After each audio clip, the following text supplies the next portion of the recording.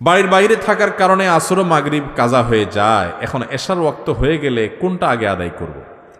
বাহিরে থাকার কারণে ফরজ নামাজ কাজা হয়ে যায় কেমনে ভাই? হ্যাঁ, বাসে জ্যামে পড়ছেন তো নেমে যাবেন। আমি একবার ছাত্র জীবনে মাদ্রাসায় পড়ি, তখন বাসে যাচ্ছি, দূরপাল্লার বাসে, ফজরের নামাজের টাইম চলে যাচ্ছে। ড্রাইভার সাহেব যে বললাম, ভাই গাড়িটা একটু থামাবেন, আমি নামাজটা পড়বো। কয়েক গাড়িতে নামাজ পড়ে নেন, গাড়িতে নামাজ হয়।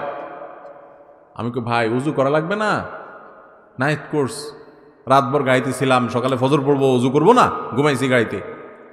বলে যে জানলা দিয়ে পানি দিয়ে উজু করে ফেলান বা তায়াম্মুম করেন, জায়েজ আছে।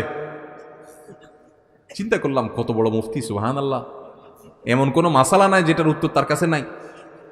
হ্যাঁ, উজু লাগবে না, তায়াম্মুম লাগবে সেটা বলে দিচ্ছে। নামাজ দাঁড়ায় না, বৈশা, সিটে বৈশা, কেবলা কোনটা লাগবে না লাগবে সাথে সাথে উত্তর। বাপরে বাপ, এ তো অনেক বড় মুফতি। চিন্তা করলাম, আল্লাহ এই মুফতির হাত থেকে তুমি আমার রক্ষা করো মাবুদ। নামাজের টাইম চলে যাচ্ছে, এদিকে মুফতির ফতোয়া থামতেছে না। আমি আবার ছোট মানুষ, মাদ্রাসায় পড়ি, খুব টেনশনে পড়ে গেছি, আল্লাহ কি একটা বিপদ, কি করি। তখন বন্যা চলছে দেশে, বন্যার পানি আমি দেখতে পাচ্ছি রাস্তার দুই পাশে বিলের পানি থই থই করে। দূরপাল্লার বাস ঢাকা থেকে যশোর যাচ্ছে, তো আমি দুই পাশে যখন পানি দেখলাম, বললাম ভাই একটু থামাইলে, ভাই পাশেই পানি আছে ভাই, আমার 2 মিনিট লাগবে পানি দিয়ে উজু করতে, আর আমি ফরজ 2 রাকাত পড়বো, শুধু দৌড় দিব ভাই। কোথায় কি আর কথা শুনে, আরে ভাই বেশি পেন করেন না, বসেন আপনি। এমনি ফেরিঘাটে জ্যামে দেরি হয়, আবার আপনি এখানে কাহিনী করতে আসছেন, দাঁড়াবেন আসে। আমি কি আল্লাহ আমার ফজর নামাজ নষ্ট হয়ে যাবে আজকে? খুব মনে মনে ইস্তেগফার করতেছি, কি করব। একটু পরে দিকে হঠাৎ করে গাড়ি থামছে। আমি বললাম কি ভাই, কোনো সমস্যা? বসেন সিটি বসেন, সামান্য একটু অসুবিধা হয়েছে। হ্যাঁ, আমি মনে অনেকে চান্দ আর বসতেছি। আমি লাভ দিয়ে নাইমা বিলের থেকে উজু করে উঠা একদম গায়ের সামনে আল্লাহ আকবার করে কেবলার দিকে দাঁড়িয়ে গেছে, যে উঠে দিলাম, আমার গার উপর উঠে দাও।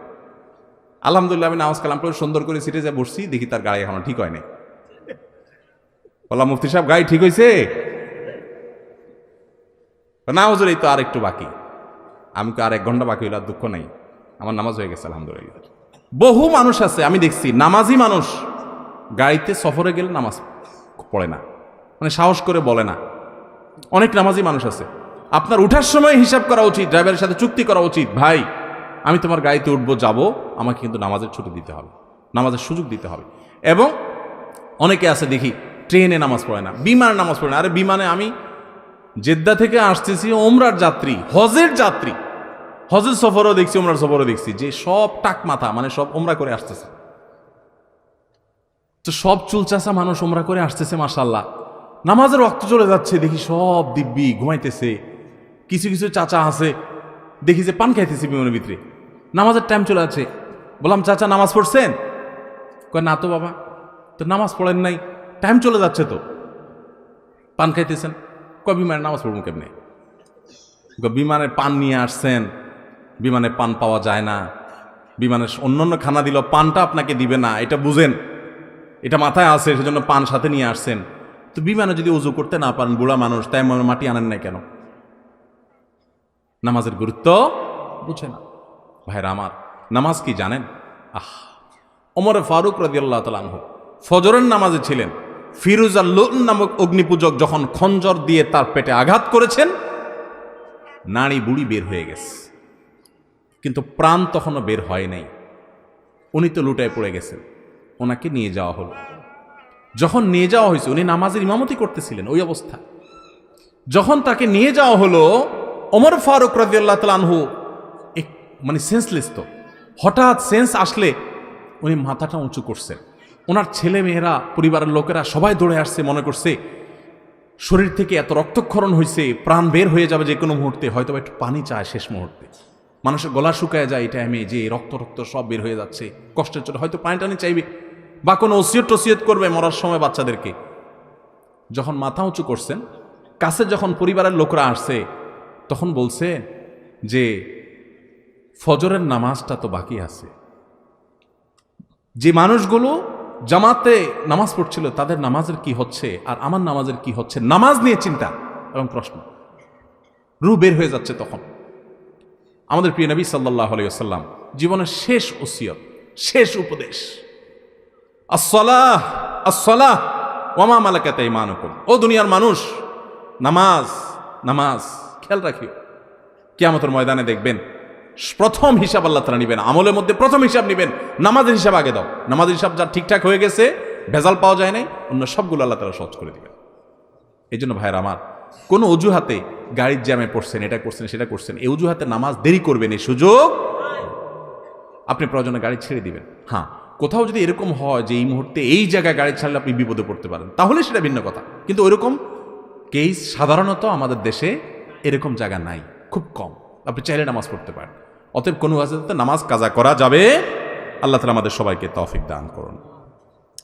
যদি কোনো কারণে কাজা হয়ে গেছে, আপনার ইচ্ছার বাইরে ভুলে গেছেন বা ফাঁসা গেছেন কোনো কারণে, তাহলে পরবর্তীতে আপনি নামাজগুলো পড়ে ফেলবেন এবং যে কাজা হয়ে গেল এটার জন্য আল্লাহর কাছে মাপ চাইবেন। মসজিদের মাইকে কোনো হারানো বিজ্ঞপ্তি দেওয়া যাবে কিনা? মসজিদে হারানো জিনিসের বিজ্ঞপ্তি দেওয়া জায়েজ নেই। আপনারা জানেন, আবু দাউদের বর্ণিত একটা হাদিস আছে, নবী সাল্লাল্লাহু আলাইহি ওয়াসাল্লাম বলেছেন, মসজিদে কেউ যদি দাঁড়ায় যদি বলে, ও ভাইরা আমার অমুক জিনিসটা হারাইছে, আপনারা কেউ পাইলে দিয়েন। সুন্নত হইল তার জন্য বদদুয়া করা। কি বদদুয়া করবেন?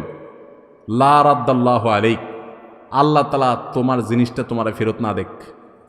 তুমি আল্লাহর ঘরে আসছো ঘোষণা দেওয়ার জন্য হারানো জিনিসের, এটা হারানো জিনিস ঘোষণা দেওয়ার জায়গা, দুনিয়ার ধান্দা করার জায়গা মসজিদ না, এটা ইবাদতের জায়গা। মসজিদের বাইরে গিয়ে দাঁড়ায় বলতে পারেন, ভাই মুসল্লিরা আমার অমুক জিনিস হারাইছে, কেউ পাইলে দিয়ে। এই জন্য মসজিদে হারানো জিনিসের ঘোষণা দেওয়া জায়েজ নাই, হারাম না, জায়েজ। জানাজা শেষে মাটি দেওয়ার পর হাত তুলে মুনাজাত করার কোনো দলিল আছে কিনা? হ্যাঁ ভাই, এই জায়গায় হাত তুলে দোয়া করার দলিল আছে। নবী করিম সাল্লাল্লাহু আলাইহি ওয়াসাল্লাম নিজে এ আমল করেছেন।